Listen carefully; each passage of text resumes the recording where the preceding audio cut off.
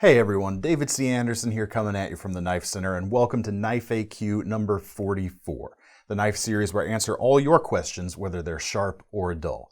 This week, we're talking about the finer qualities of D2 tool steel, what to buy if you're looking to have that kind of next level step in your knife collecting game, and a little bit about what's the next big thing in the knife world. All that and more right after this. Let's get into it.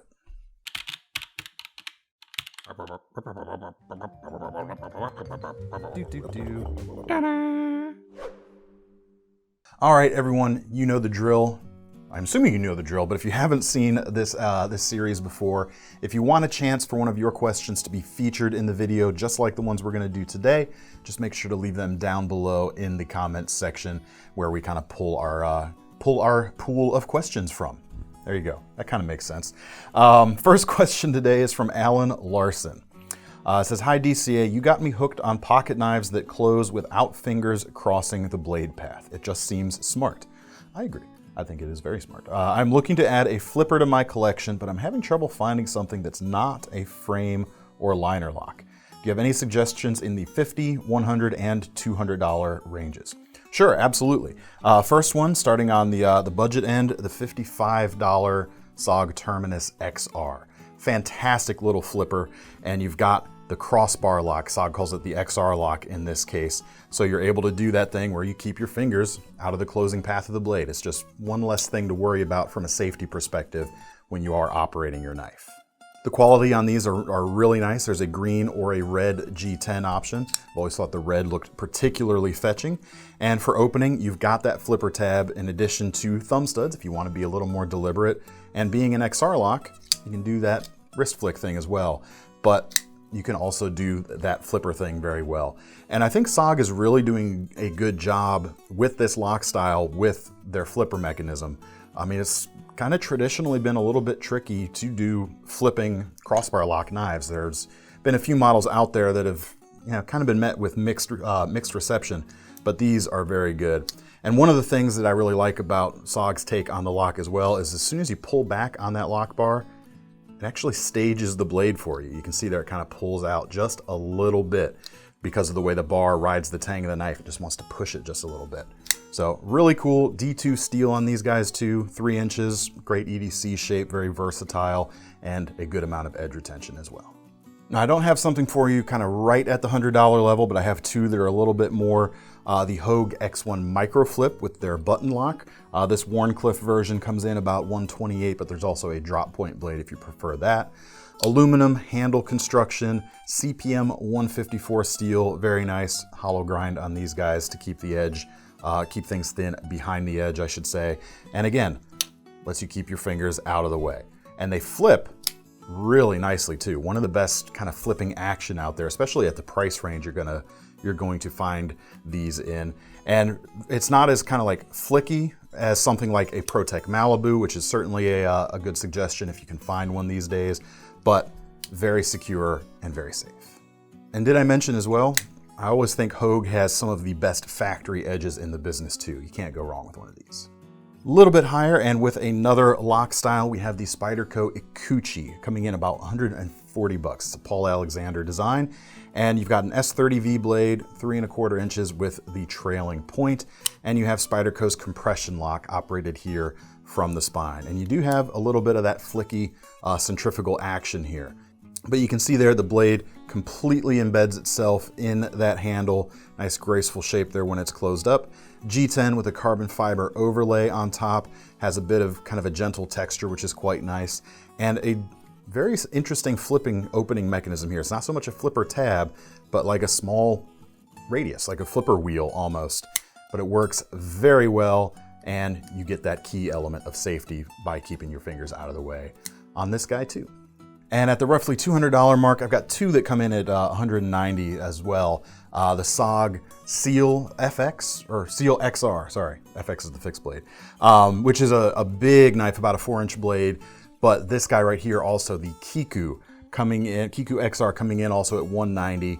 Blade length just a hair over 3 inches on these guys. So a bit more manageable day to day perhaps, but still very chunky and ready for some heavier work.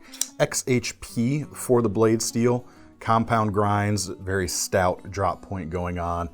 You can get it with a couple of different handle materials. You can either get it with black linen or this green linen micarta, and you've got that XR lock. Same things I said about that terminus at the top are going to apply here just as equally. Nice beast of a smaller knife, honestly. And I did mention the ProTech Malibu, but I almost hate to show it because these are very hard to find even still. But if you're looking for like a pinnacle flipping action with a type of lock mechanism that meets the criteria you mentioned, the Malibu is really going to be hard to beat. Just the flipping action on these is so satisfying, and it's so easy to do that flip closed while keeping your fingers out of the way.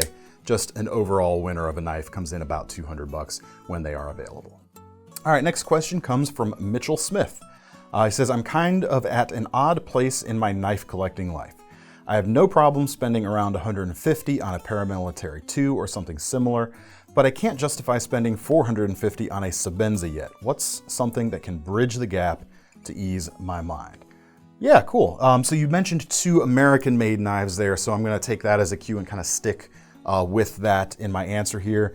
And I've got something, you mentioned 150 and 450. I'm going to split the difference right exactly down the middle there with a 0 tolerance. This is the ZT308 standard model, standard base version, coming in right at $300. Now the construction on these guys is world class. It feels phenomenal. Also, kind of like that SOG earlier, a bit of a tank of a knife. It definitely feels very substantial. Blade length 3 3/4 with CPM 20 CV with a nice high flat grind. It's got a pretty good slicing profile for being kind of as thick and overbuilt of a knife as this is. Front of the handle, you've got a G10 scale, radiused and machined for grip and comfort in the hand. And you've got that same kind of radius and milled pattern on the back with the titanium frame lock. And speaking of that titanium frame lock, when you flip this knife out, the sound as it locks up and snaps into that open position is definitely something that you're gonna remember. It's got a very distinctive and strong feel on the flip. KVT ball bearings in the pivot, by the way. One of the other things to kind of call out about this knife is the pivot hardware itself. On the front, there's no visible screw hole like you might see on a lot of things. On the back, it's something a little different. You actually can adjust this pivot with a standard 1/2-inch box wrench rather than, you know, a puny little Torx or something like that. Kind of backs up the vibe, at least, of the overbuilt, hardworking nature that this guy provides. All right, next question comes from John Hughes. I remember that guy. He's asked a question before, and we did determine it's not that John Hughes. Not that John Hughes. Not that John Hughes, but he is that John Hughes. He's a John Hughes. Hey, that John Hughes. How are you? On to your question. I have become a knife collector during the D2 steel explosion for budget knives.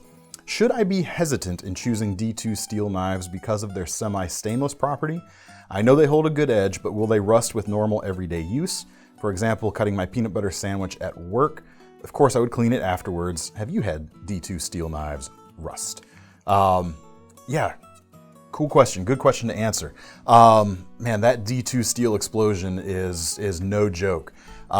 Just in the last couple of years, there have been so many, and so many good ones done, that practically the $50 D2 steel flipper has become a genre unto itself. There is so much out there right at that price point with good materials, with ball bearings typically in the flippers, and kind of the poster boy, even though it wasn't the first one to the game, but probably the king of the heap still is the Civivi Elementum. It is the archetype of the genre, even though, like I said, it did come a little bit later. 3-inch blade, D2 steel, keen hollow grind, ball bearings in the pivot, liner lock, G10, deep carry pocket clip. It's got everything you want in a kind of modern, compact, everyday carry pocket knife. But on to the meat of your question. D2 steel, yes, it is kind of considered a semi-stainless, which is why you'll see some websites, including ours, we technically classify it under the carbon steel label. That being said, unless you live in a like crazy humid environment, you're probably not gonna have to deal with it too much, as long as you keep the knife clean. Especially peanut butter. I mean, I don't think peanut butter would patina a blade. I think it's got so much oil in it, you actually might be protecting the steel a little bit. Jelly, on the other hand, that's very acidic. But yeah, like I've heard stories of folks who live like in Florida where they're dealing with humidity and salt water all the time. They might start to get like a little bit of a bloom on the finish where it's not quite as shiny or as reflective as it once was, but it's easy enough to clean off. It's all likelihood probably not going to rust away on you.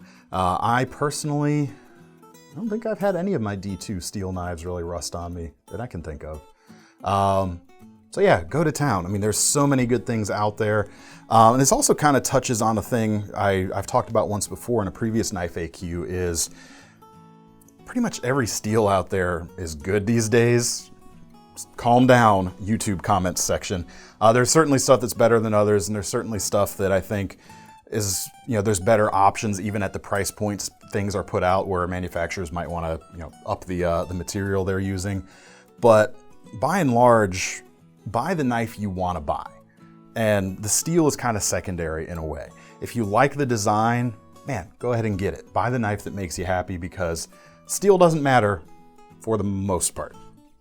For the most part. And if it does rust, you buy another one. It's a $50 D2 flipper.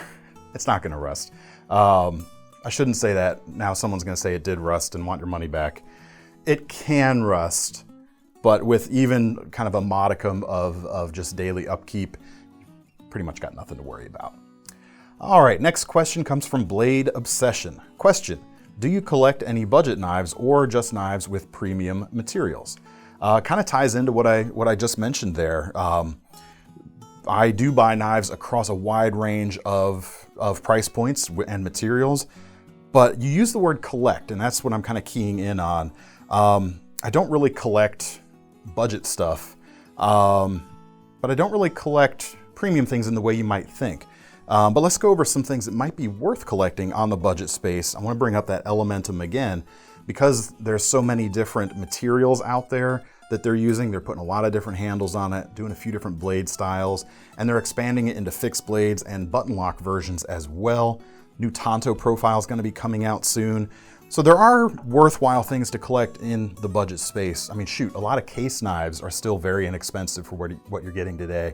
And that's like the epitome of like pocket knife collectability out there. As for myself, the only things I really collect are Nessmuck fixed blades, you guys know this, and certain types of Boy Scout folding knives, kind of due to what got me started in the knife world. But I do collect Nessmucks, and this question gives me an opportunity to kind of talk about one of my favorite makers out there making a Nessmuck. This is the LT Wright Camp Muck. This particular one right here is very special to me because I asked him to build this for me when this channel here hit 100,000 subscribers. I wanted to do something a little bit special. So I spec'd out one of his Camp Mucks to build, and if you'll notice, the handles here kind of inspired by the old shirt I used to wear at the time. You got the red linen micarta in this case, the orange and white accents. You remember I had those like dumb little white stripes on the shoulders of that shirt. And the stag bolster, I mean, that's this face, I guess. Super special piece. I mean, the handle's probably a little chunkier on this one than it needs to be because of everything I asked him to put on there, just for the visual aspect of it. 3V steel on this one as well, with a flat grind, flat saber geometry going on. Polished handles, polished spine. Just awesome. And if you don't know why I like Nessmucks, to me it's all about these graceful shapes. The lines going on here, they're just awesome. So this one right here definitely is, definitely got some premium materials going on. I guess some of the Boy Scout stuff I collect could be considered, budget stuff.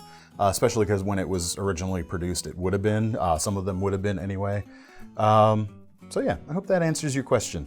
But as far as do I use budget knives or use no budget knives at the exclusivity of higher end knives? No, I use knives all across a wide variety of spectrums myself.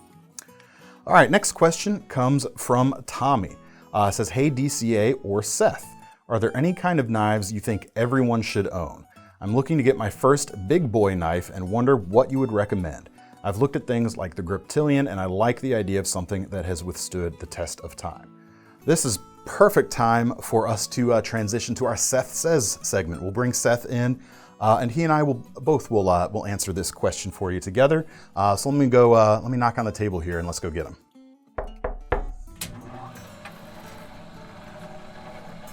Hey, buddy. Hey.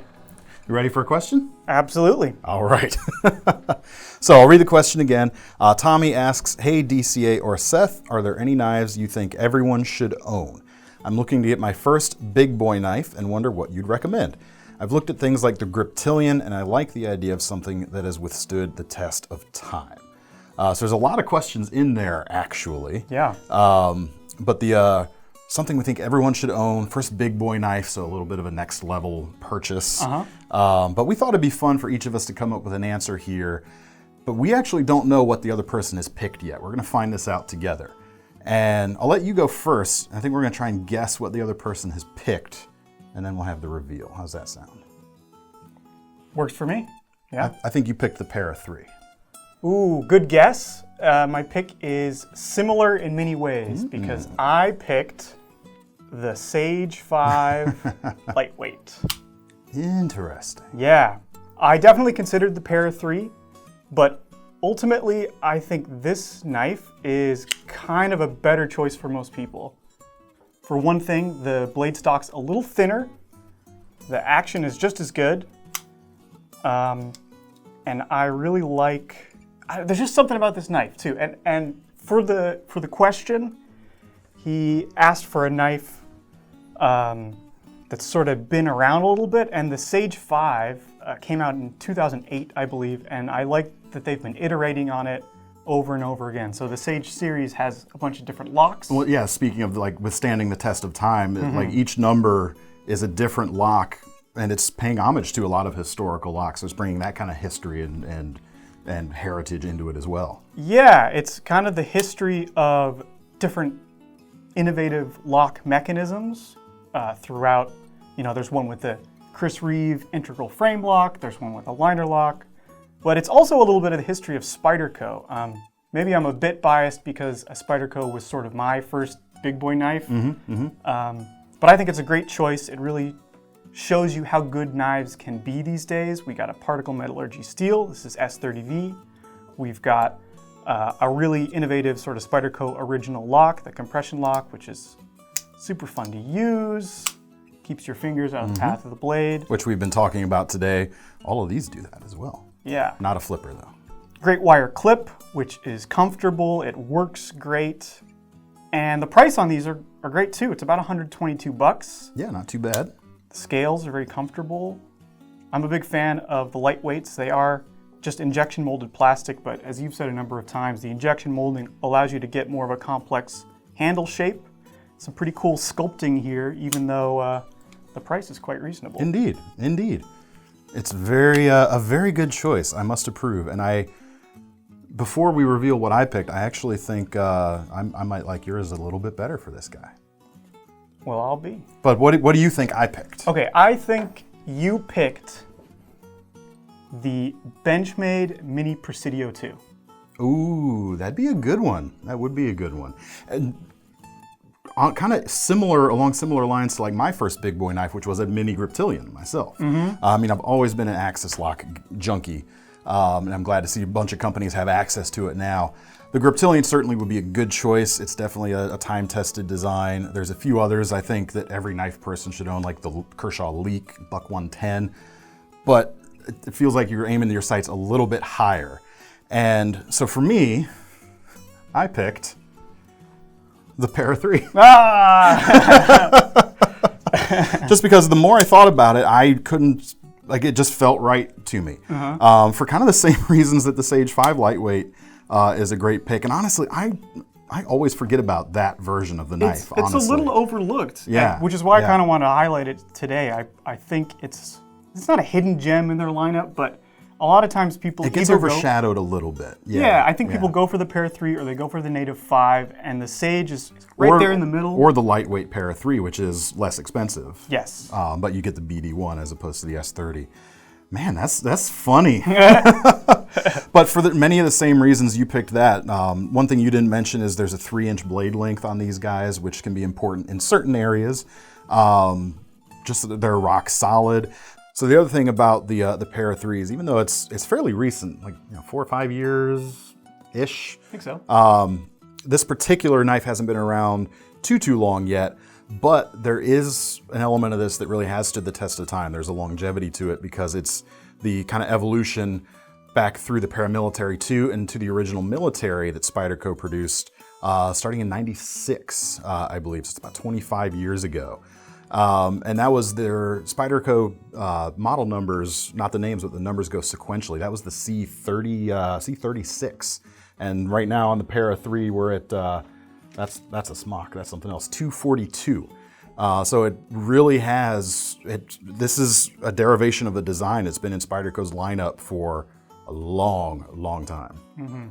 The thing I like about the Para 3 that you don't really get with the native series, however, is the aftermarket support. So if you had this for a while, you wanted to start playing around with knife modification, this is an awesome platform for something like that. And you would get that on this versus that guy there. A bunch of different handle scales out there. You can get titanium ones that are already decked out, or you can get plain Jane ones that you can kind of experiment with, do some anodizing jobs or engraving or what have you, that sort of thing. But being a drop point guy myself, I like the blade shape on that one a little bit better. I'll trade you. Okay, here you go. It's not like we get to keep them. They go back over to the warehouse. That's true. Well, I already own both of these knives. I will say. Well, there we go. That's a good point, though, about the aftermarket. I didn't think of that at all, but if you start here and go on to much more expensive knives, or not, and just keep this one around, you can always come back to it and change it. Freshen it up, and it becomes like a new knife again. New way to experience it. Which is something cool. It's something really nice to have. I mean, the Griptilian series has that a little bit as well. But I don't know, like, I don't want to say the Griptilian's a little, like, past its prime right now, because I don't think it is, but there are certainly other things that are more strongly in the zeitgeist right now, especially within Benchmade's lineup. But yeah, you can't go wrong with the Griptilian or either one of these, I think. Very cool. Sweet.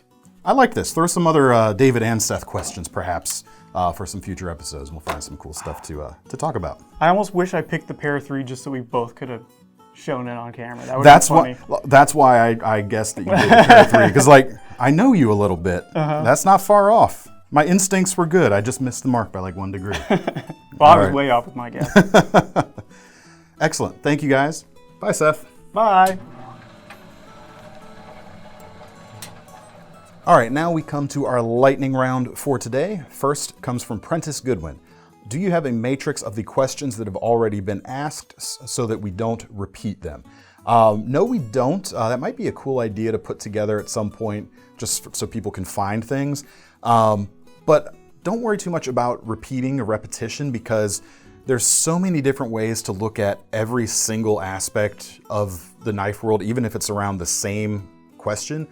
The person asking it might be coming at the question with a little bit of a different background or a little bit of a different angle. So it gives me a way to talk about certain things from different perspectives, because sometimes, you know, I give you these answers to the best of my ability, but it's not the only right answer in some cases.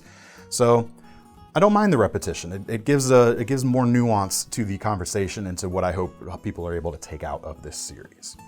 All right, next question comes from John Goodman. DCA, which is your preferred big-bellied folder?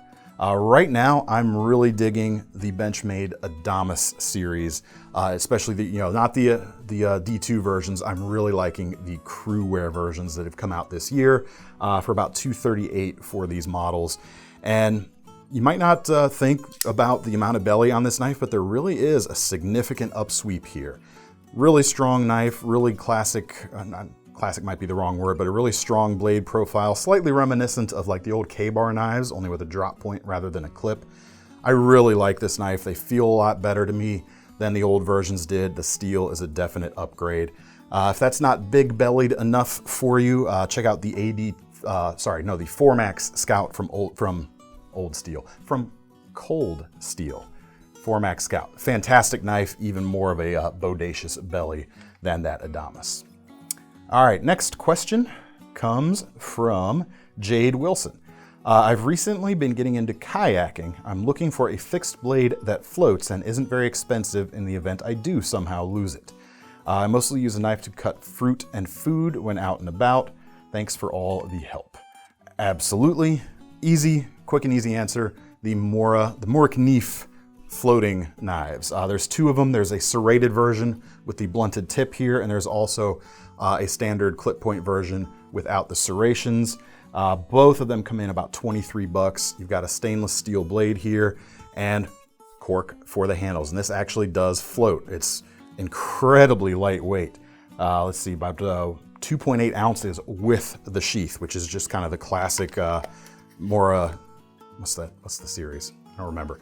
But just the standard style of sheath there in a color match. Actually, these would be pretty good options for ultralight hikers as well, considering the weight of these. But for you, definitely, even though Scandi Grind's not perfect for food prep, these guys are thin enough, they're gonna do a pretty good job. Next question comes from Tin Can Sailor 94. Why is it that so many YouTube knife personalities have bandages on their hands? Cuts happen, man. Ask me how I know. Next question comes from Mitchell Smith. We all know you've got your finger on the pulse of the knife world. It's very generous of you, sir. What is the next big thing, material / mechanism / design, that could take everyone by storm? Start with material. CPM MagnaCut steel is definitely kind of the next big thing. It combines basically high edge holding with toughness and stainless qualities together in a way that no steel really has before. It's kind of breaking some of the genre rules that have kind of stood the test of time for so long.